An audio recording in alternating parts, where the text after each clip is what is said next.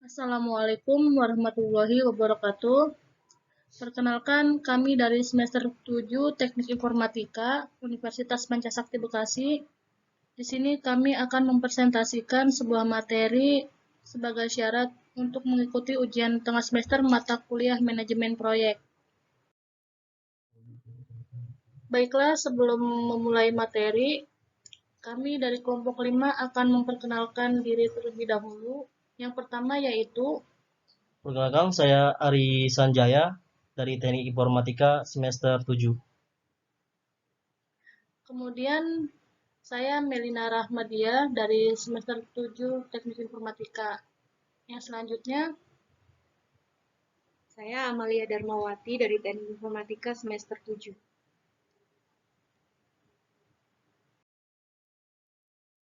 baiklah selanjutnya kami akan memaparkan materi tentang metode prototyping.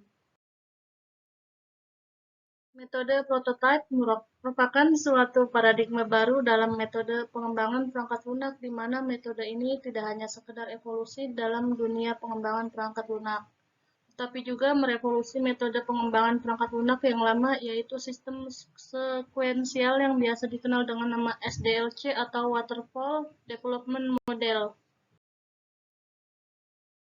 Berikut ialah tahapan-tahapan proses pengembangan dalam model prototype. Yang pertama ialah pengumpulan kebutuhan. Pelanggan dan pengembang bersama-sama mendefinisikan format seluruh perangkat lunak, mengidentifikasikan semua kebutuhan dan garis besar sistem yang akan dibuat. Yang kedua, membangun prototyping.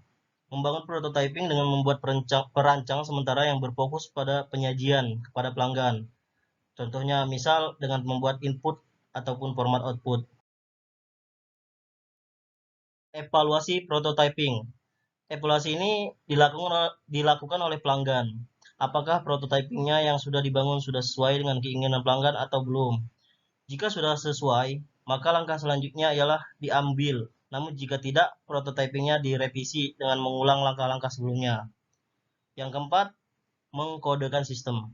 Dalam tahapan ini, prototyping yang sudah disepakati diterjemahkan ke dalam bahasa pemrograman yang sesuai. Yang kelima, menguji sistem. Setelah sistem sudah menjadi suatu perangkat lunak yang siap pakai, kemudian dilakukan proses pengujian. Pengujian ini dilakukan dengan white box, black box, basis PET, pengujian arsitektur, dan lain-lain. Evaluasi sistem. Pelanggan yang mengevaluasi apakah perangkat lunak yang sudah jadi sudah sesuai dengan yang diharapkan. Jika iya, maka proses akan dilanjutkan ke tahap selanjutnya. Namun jika perangkat lunak tersebut yang sudah jadi tidak atau belum sesuai dengan apa yang diharapkan, maka tahapan tersebut sebelumnya akan diulang. Yang ketujuh, menggunakan sistem.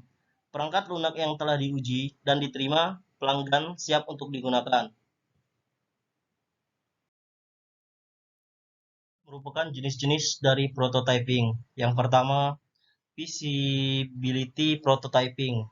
Digunakan untuk menguji kelayakan dari teknologi yang akan digunakan untuk sistem informasi yang akan disusun. Yang kedua, requirement prototyping. Digunakan untuk mengetahui kebutuhan aktivitas bisnis user. Yang ketiga, design prototyping. Digunakan untuk mendorong perancangan sistem informasi yang akan digunakan. Yang keempat, implementation prototyping merupakan lanjutan dari rancangan prototype. Prototype ini langsung disusun sebagai suatu sistem informasi yang akan digunakan. Beberapa kelebihan dari metode prototype adalah dapat menjalin komunikasi yang baik antara user dan pengembang sistem. Setiap perbaikan yang dilakukan pada prototype merupakan hasil masukan dari user yang akan menggunakan sistem tersebut, sehingga lebih reliable. User akan memberikan masukan terhadap sistem sesuai dengan kemauannya, menghemat waktu dalam mengembangkan sebuah sistem, menghemat biaya terutama pada bagian analisa karena hanya mencatat poin penting saja. Cocok digunakan pada sebuah sistem kecil yang digunakan pada ruang tertentu seperti dalam sebuah kantor. Penerapan dari sistem yang menjadi lebih mudah untuk dilakukan. Adapun kelemahan dari metode ini adalah proses yang dilakukan untuk analisis dan perancangan terlalu singkat, kurang fleksibel jika terjadi perubahan, Yang ketiga, walaupun pemakai melihat berbagai perbaikan dari setiap versi prototipe, tapi pemakai tidak mungkin menyadari bahwa versi tersebut dibuat tanpa memperhatikan kualitas dan pemeliharaan jangka panjang.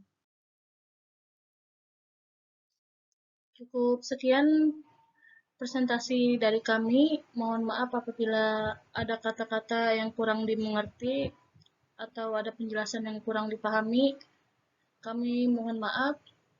Sekian, terima kasih. Wassalamualaikum warahmatullahi wabarakatuh.